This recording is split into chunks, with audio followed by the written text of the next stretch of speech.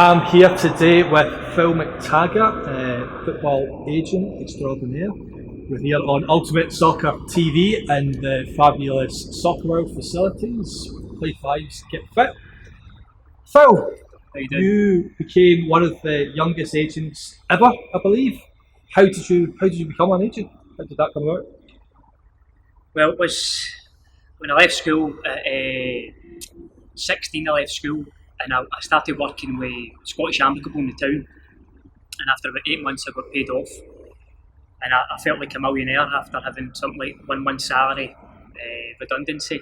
And they put me into another job, and the other job was with Barclays Stockbrokers.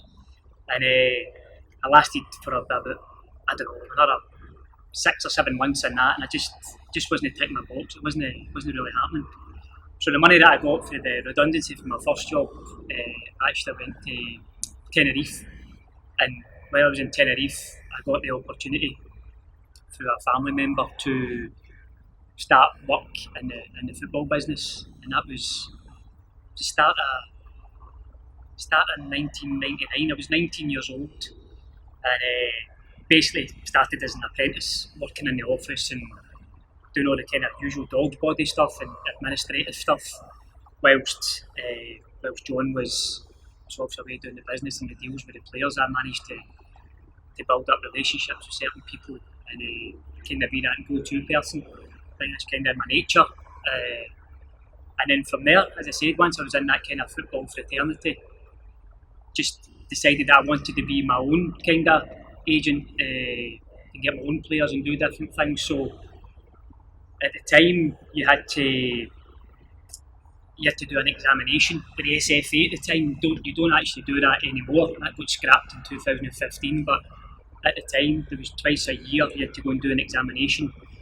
And I went to sit the exam in April, I think it was, and I failed it. And I was absolutely gutted because I'd built this big picture up about being an agent. And being an agent, you were going to be successful, this and that, players.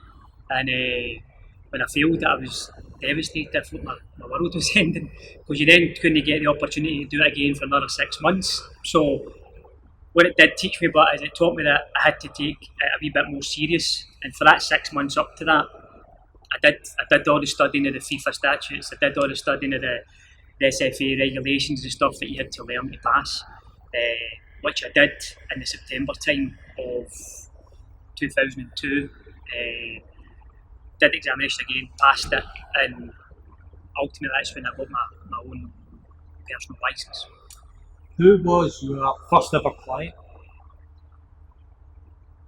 Somebody asked me this already, actually, and honestly, over my career, there's multiple of players you've worked with, but this is obviously you don't forget your first client. And the first client at the time, because as a company we'd been dealing with a lot of the players for the Rangers in the first team. There was a few boys for the Rangers reserves who were getting released, and I started working with a young lad called Jimmy Gibson. Jimmy was smaller than me, played centre midfield, but he was a great player, talented midfielder, but just like anything, it was hard to break into the Rangers first team. And I signed Jimmy up, and ultimately the story went, he was playing a reserve game up at Broadwood. I'd been watching the game, obviously as you do, you go and see your clients, see how they're getting on. And Alan Kernigan, who was the manager at Clyde at the time, I remember trying to build up this approach about how to speak to people. And I remember Kearney actually went into the toilet at Broadwood. And I don't know why, but I thought, this is my chance, I'm going to go corner him here. So went into the toilet, I was standing doing a pee beside Big Kearney, and I was like, Alan, you're looking for a midfielder? And he's like, aye, how have you got? And I said, look at Jimmy Gibson for Rangers, obviously just played. And he says, you know what, I quite fancy that, why don't we get him in to have a look at him? So for that conversation in the toilet doing a pee, actually led to Jimmy going and doing a couple of days, and the rest was history. He signed with Clyde. That was my first actual bit of business. I don't think there was even any money in it, to be honest, but the fact to get your first deal and your first client over the line was different class. People obviously have a picture of what an agent's life looks like and how their work life looks like, because you see the huge figures quoted in the papers, especially when it comes to the English Premiership. Yep. What's the reality of one, the money as an agent and how much money you can make off that as a career, and two, the kind of day-to-day life of an agent? Yep. No, there's no denying that. I mean, if you're working at the highest level in football, English Premier League or La Liga or the Bundesliga, where guys are getting 50, 60, 100 grand, 200 grand, 300 grand a week, which some of the players are. I mean, it's astronomical. It's an entertainment business, and these guys are getting paid to entertain the world. And if you're working at that level, as a kind of rule of thumb, I mean, agents would be getting paid like 5% of a player's salary. So if a guy's earning 100 grand a week, then that's £5 million a year. Ultimately, he's earning 10% of that's 500 grand, and 5% is 250 grand a year just for a 1 year kind of salary. So if you start adding it up, if you've got a couple of clients to that level, obviously it can be very, very lucrative. But on the turn side of that as well, you've got guys who, most agents work at all different levels, because they might be working with a bit of cream, but they'll have young players coming through who might be on a couple of £100 a week or £500 a week or whatever. So it's kind of relevant to where guys are playing. And obviously that's the on-field side of it, where the guys train and they play, but the off-side, the off-field part is probably really just as important, to be honest, because you need to make sure you're looking after them. You need to make sure that you're taking care of the support that they need. And that's a full-time job for some guys. You know, they need a lot of time to do with the media, they need a lot of time to do with additional training or just support with their lifestyle. You know, like helping them with their finances, helping them with their home, their find their relocation, or even their holidays. There's so many things that agents do that people actually don't see, or they don't understand what they get involved in. Obviously, as well as the money, we have this idea of you as an agent having a kind of jet set lifestyle. Has it allowed you to travel? Where have you been? Who have you met? Yeah, 100%. I mean, every day I generally pinch myself, because I have been all over the world with the agency business. I've been very, very, very, very fortunate. Like anything, there's agents out there who probably haven't been in that situation, but been involved in this for almost over 20 years now. I've been at every corner of the world with football. I think the only place I've actually not been to as far as has been actually Australia. Not been as far as there, but been in Asia, been in Africa, been in America, been in South America, obviously all across Europe. So very, very fortunate with that to do. It's a job at the end of the day, but when you're travelling, brilliant. When it's involved in football, brilliant. And obviously when you're making money, even better, you know. So very, very fortunate with that.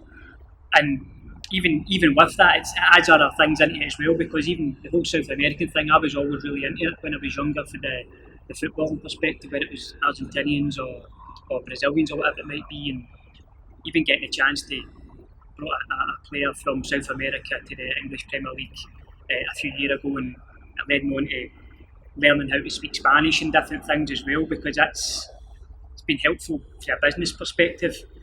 But even that whole concept, even starting to learn Spanish, was because at the time when I was doing that deal, I didn't know anything about Spanish, but doing it on Google Translate, and back then, I mean that must have been about 10 years ago or something. Like, Google Translate isn't like the way it is now, and I was typing in something into the computer and it was coming to the guy at the other end and it was saying one thing when really what you were trying to put across, it was getting all mumbo jumbo. Obviously still managed to get the deal over the line and everybody walked away happy, but it just made me get to that point I need to do something about this. And since then, the business and the people that I've spoken to and developed business with for having that language skill has been in different class. Who's been your biggest client? And what's the biggest deal that you've been involved in? Again, if you go way back, I mean, even John, working with John, bringing Christian Carambo at the time to Middlesbrough when he was a World Cup winner, a Euro winner. He was basically Real Madrid. To come to a club like Middlesbrough at the time was like a massive coup for Steve Gibson, and to be part of that with John was an unbelievable experience, and Christian was fantastic. Christian was a brilliant guy, and even his wife at the time, she was a supermodel. She was one of the Wonder Bra models at the time, and there was more publicity about her than what there was about Christian coming. It was so funny, but at that kind of size at that time, it was gigantor. But even on a personal note, working with even like someone like Barry Ferguson at the time, coming through the ranks at Rangers, the kind of golden boy at the club, and going on to be a captain for his country and captain in Rangers in the UEFA Cup and different things in Manchester. It was brilliant to be part of that. Brilliant to be a part of seeing somebody who's came through, achieved dreams at all sorts of levels, and be part of that journey with someone, you know. So Barry was a personal one. He was a friend, a family friend, and different stuff, which is great. But out with that, there's been loads of players, loads of international players all over the world that you've been part of, because it's not just that you physically need to represent an individual. Like, agents get involved where I might have a club for a player, but I don't know the player, but yet I've opened the door for the club, and the club have signed him, and his agents walked in and done a deal, and I've been paid for opening that door, but yet he's not my player. So there's been loads of international players, and I'm generally, I don't want to just sit and rhyme off names, but it's been at the top end.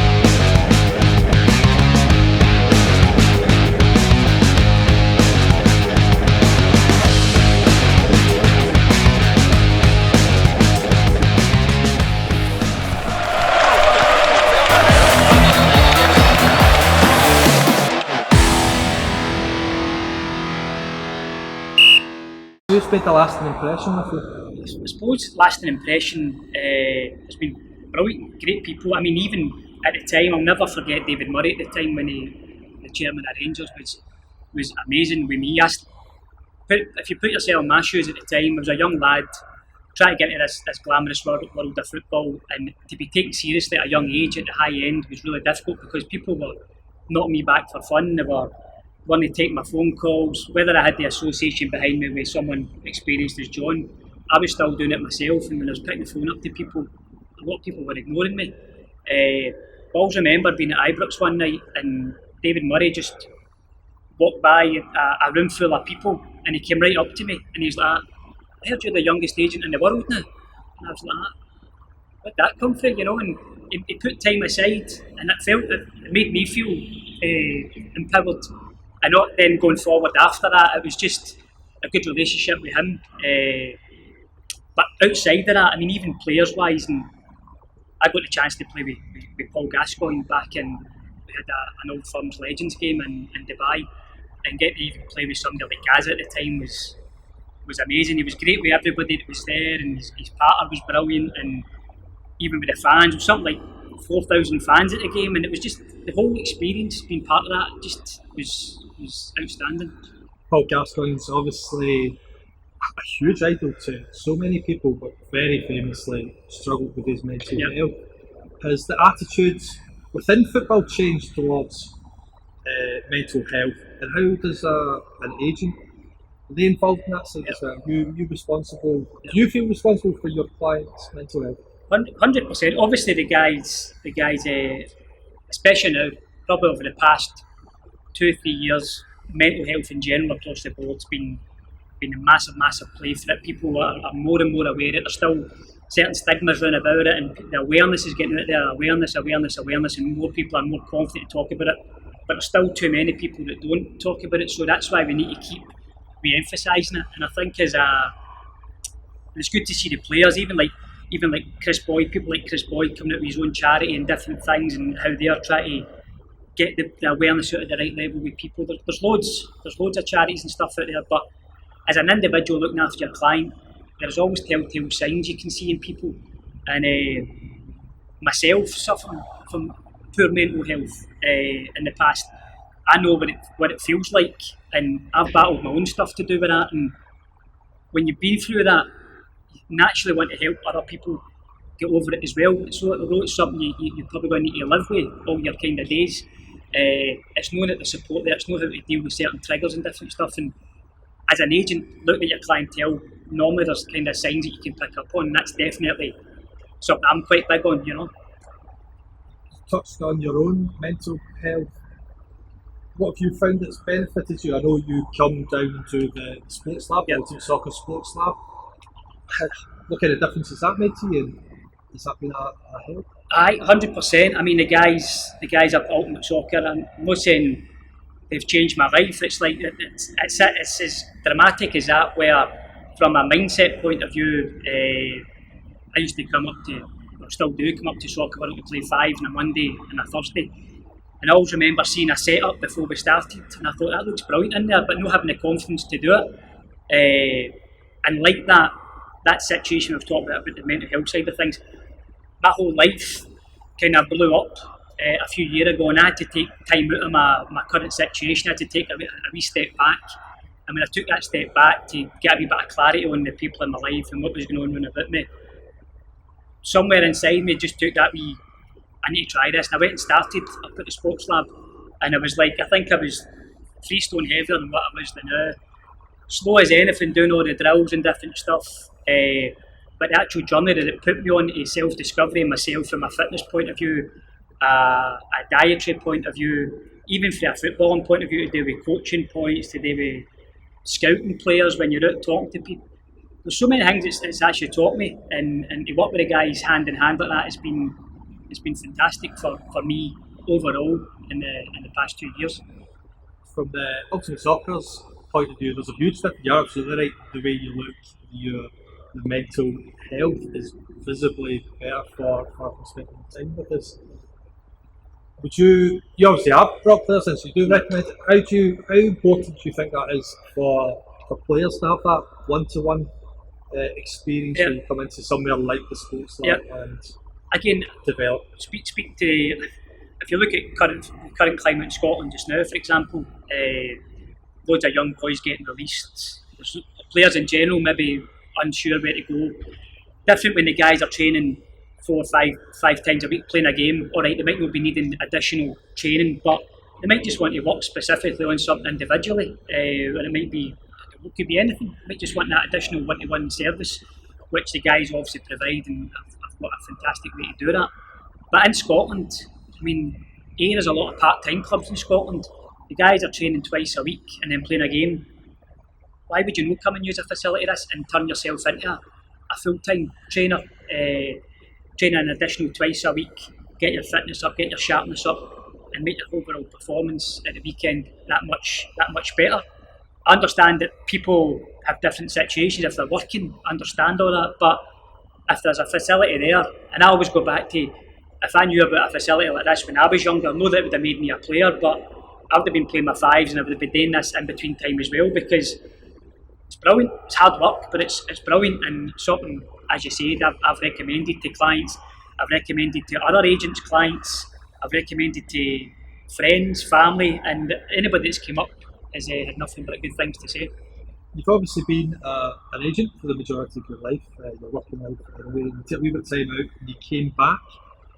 You've started something slightly different. Your main business is obviously being an agent and after players, but you're looking to help people get into that industry. Yeah. How did that come about? How does that take shape? Brilliant. I mean, to be honest, I don't know if it's, again, as a natural, as a type of person that I'm are, but over my career working in football agency, the amount of people that I've helped or supported or put into a situation where just by advice, because I've done it for that long, ultimately I was always in a good place to advise people who wanted to be agents.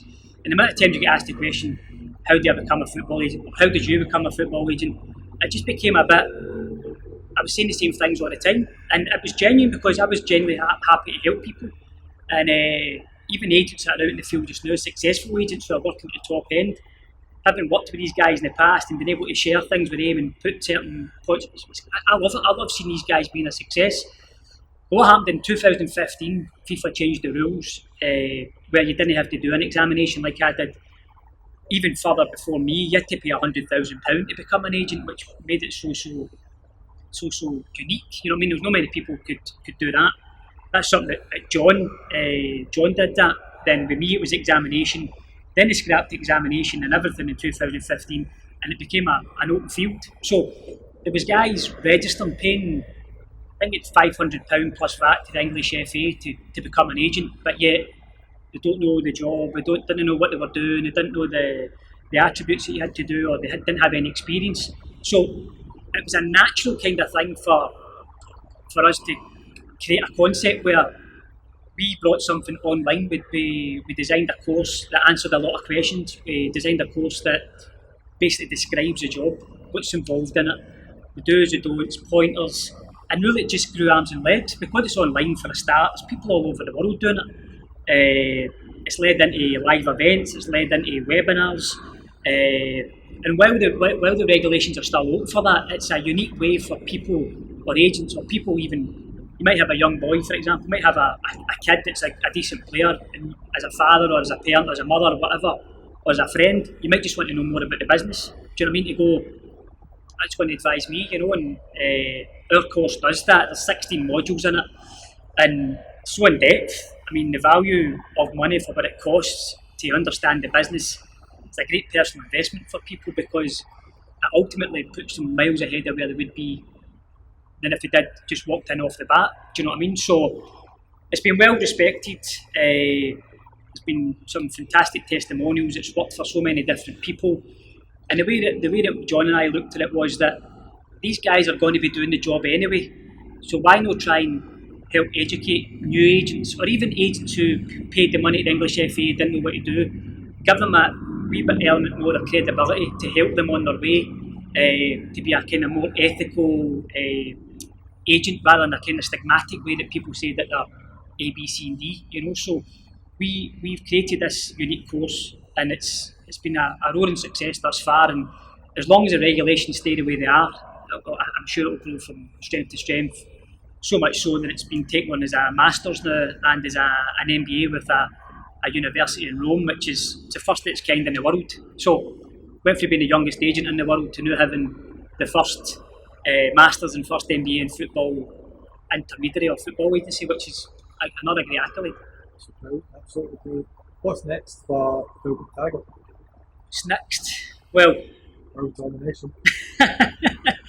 Still looking for a good lady in my life. Do you know what I mean? I think if I got a good lady, then that would set a few things alight, because between getting myself physically fit, getting myself mentally fit, having the business side of things going well on and off the field, the education part of the business, good people around about me, good support around about me. I think probably the only thing actually missing is a potential partner, but I'm enjoying life that much now that, to be fair, I don't know if I could squeeze them in. It sounds like you've got so much on. Scottish football just now is obviously going through quite a bit of turmoil and things. There'll be less money in Scottish football by the looks of it, even with the big Sky doing things. Young players will get more of a chance. Have you got clients coming through that you think you could be the next? Definitely. I mean, the amount of people looking for advice now has went up tenfold because parents and kids are getting released left, right and centre. They thought they were getting a deal, they're not getting a deal anymore. So there is still fantastic talent there that's not going to get the chance, but with the right representation, some of the talent we're working with, of course, might even get more fast track now, the fact that they're going to get the chance to develop quicker. so-called reserve leagues or reserve teams not going to be happening. Players at a younger age might get pushed on. Squads will be reduced, budgets will be reduced. So these guys will be in a position that they get a wee bit of experience that they wouldn't have got in the past. And players need to play, you know what I mean? Players need that opportunity to play, especially getting to play against a higher level or a so-called man as such is going to help people develop quicker. Yeah, you need to protect them, but sometimes you need to let them off the leash as well to go and test themselves and see how they can handle it. And I can definitely see, especially in Scotland, a lot of good talent coming through in the next couple of years because of this unfortunate situation that we've got just now. Absolutely. Definitely more opportunities for Scottish players in the horizon. Hopefully, a World Cup and a Euro qualification for us soon. Growing up,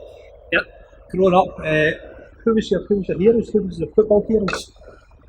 Growing up, I think at the time, growing up was a kind of natural thing. I loved Alan McCoist. Alan McCoist was a legend. Mo Johnston as well. Mo Johnston was. I remember being at school and going to Hampden and that as well, and watching Scotland play against like clubs, countries like Cyprus and that to get through to the World Cup and things. And Mo Johnston, I just thought he was a legend. He scored an overhead kick one night at Hampden in the rain, and for me it was just like an absolute hero. Just it was amazing to see that. And I actually got to go to the World Cup in Italy in 1990 with my family. There was about 20 of us went there, and what an amazing experience that was. And I think I was only 12 or something at the time, but to go and see Scotland at a World Cup at that age was different class, you know. So always been involved in football, that passion for football, you know. So I think at that time, as I say, the kind of guys that was for me, you know.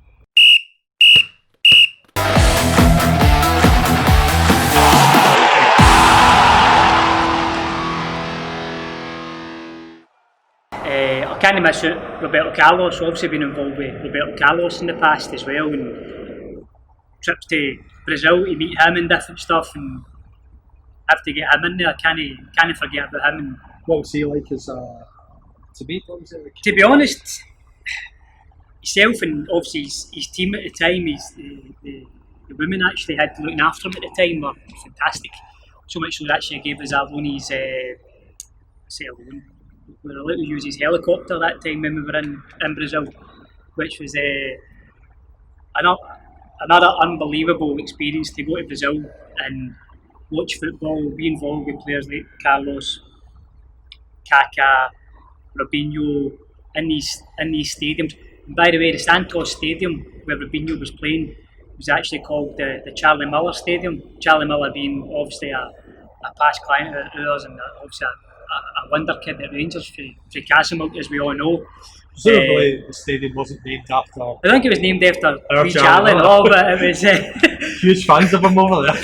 But I think that there's a Charlie Miller who was I don't know if he was like I don't know the actual word, it was like some sort of explorer or something. I don't know where it came from, but it's called the Charlie Miller Stadium. He was a phenomenal player for Rangers. Never quite hit the heights that I know. Expected.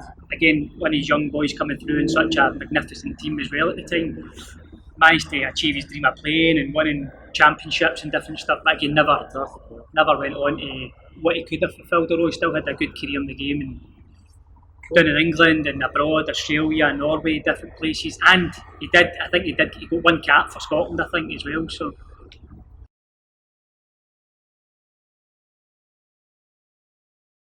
well, I see, to be honest, there's again people like name drop, but even being involved with definitely name drop. No, I don't like that. It's not my type. It's not the reason we've got here, Phil. Even names. People like Figo, you know what I mean? Figo is a former Ballon d'Or winner and all that kind of stuff. And gave me a few tips as well about chatting Spanish to ladies. Is he a ladies? But he looks like a lady. No, he's not. I don't know if he is, but I asked him for a couple of tips and he gave me a couple of words to use in Spanish. So I know he's Portuguese, but obviously natural speaking Spanish. But he gave us a couple of tips. How did you meet Figo? How did that come about? Again, just through different connections, through his agent, and then actually a commercial business that he was involved in as well. Done some work with him out in Dubai, some commercial stuff. And again, astute businessman, not just a wonderful football player, but an astute businessman as well, you know. So, What was he doing? What is his business? well, to be fair, he's into loads of different things. It was an appearance-based thing that he was doing, and you see him going and playing a lot of these galactical things from the past, you know what I mean? But it was an actual business he was involved in, and as I said, it was a time we'd spent out in Dubai with him, which was interesting.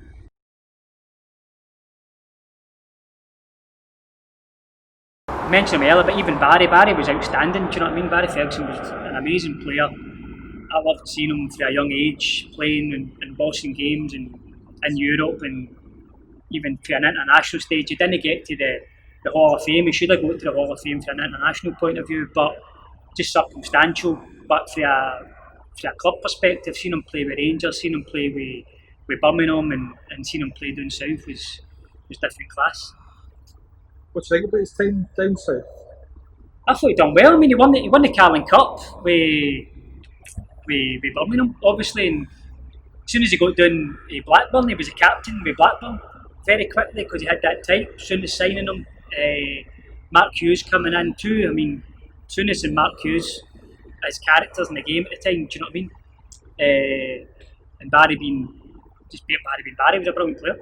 Yeah, he was a brilliant player. One of the most, I think, most talented Scottish player I've seen in my kind of lifetime. Mona, major Mona. I didn't play with him. I just got moaned at half him, like in general. Do you know what I mean? But I like that as a captain. I think you need that as a captain, and you don't see that. No, he was a great player. He obviously wasn't without these controversies. Scotland never really worked out for him, and there's obviously the famous photograph of him. What's your take on that? I think Barry knows himself. Obviously, at the time that was a mistake, and he felt the wrath of it for Walter Smith in particular. Do you know what I mean? And he knew quite quickly he'd made a mistake, and once it's done, it's done. Do you know what I mean? But maybe that's where it put me on my track to my fitness regime, because I remember when he was suspended, we had to go and do the run around Stratford Park with him, doing fartlek runs and that different stuff for him, which was brutal. I mean, I'm trying to keep up with him, this wee dumpy guy, trying to keep up with him, you know, it wasn't easy, but that's the kind of thing where as a support mechanism, when there's somebody down as a player, when they're down, they need people around about them, they've got their family and friends, but to go and try and be a bit of support on that side as well, do things that you're not comfortable with ultimately, but just to be there, that was important. Obviously flicking all over the place here, but you mentioned a managerial great there in Walter Smith, proper old school. Yep. Did you have many dealings with him? Walter, I mean, at the time when he was at Rangers, obviously spoke to him, dealt with him, met him. Obviously a very nice man, very not to be messed with, though. Of course. I mean, I never dealt with him for that side where the players would feel it, but any time I met him, he was very respectable and always very welcoming and different stuff, you know. So, absolutely. The Ultimate Soccer team's done some work with Archie Knox. All right. As well. Right, who was a great character. Did you meet Archie as well? Obviously, when the guys did the stuff down at Largs a couple of years ago, Archie was brilliant. I mean, seen him first hand on the coaching park and seen him work with like George and Jamie and the guys. He was excellent. His stories and his experience in the game and was as second to none. Do you know what I mean? But for him to even pass on any wee trinket to the lads for Ultimate Soccer, for George or Jamie, I'm sure they picked up bits from a coaching perspective. Absolutely, proper old school legend.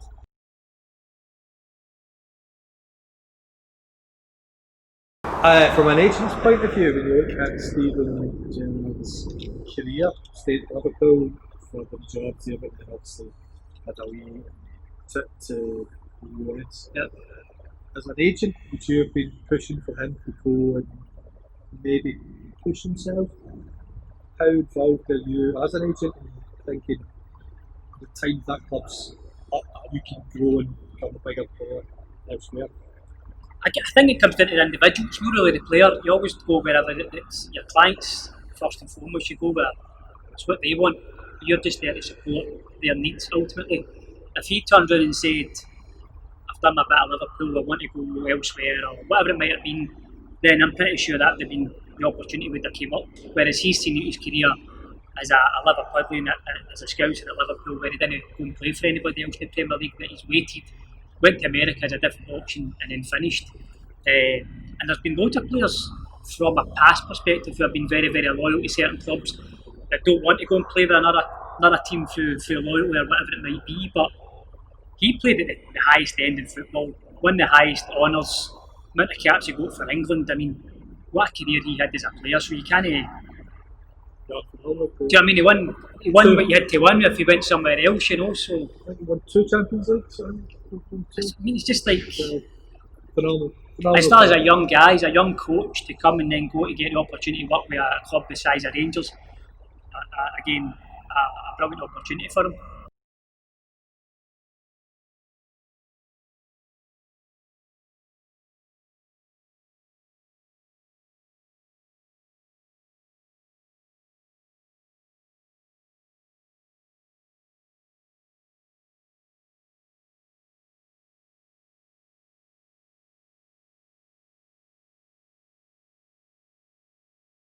Thank you very much, Phil McTaggart. Phil, how can we follow you? How can we see what's happening with Phil McTaggart's life? I've only got 2 social medias. I've got my Instagram and my LinkedIn. What's your Instagram? Instagram at Phil McTaggart. Make sure you've subscribed to Ultimate Soccer TV and go and give Phil McTaggart a wee follow as well. Very interesting. Thank you very much for your career time. still going on. Thank you very much, Phil.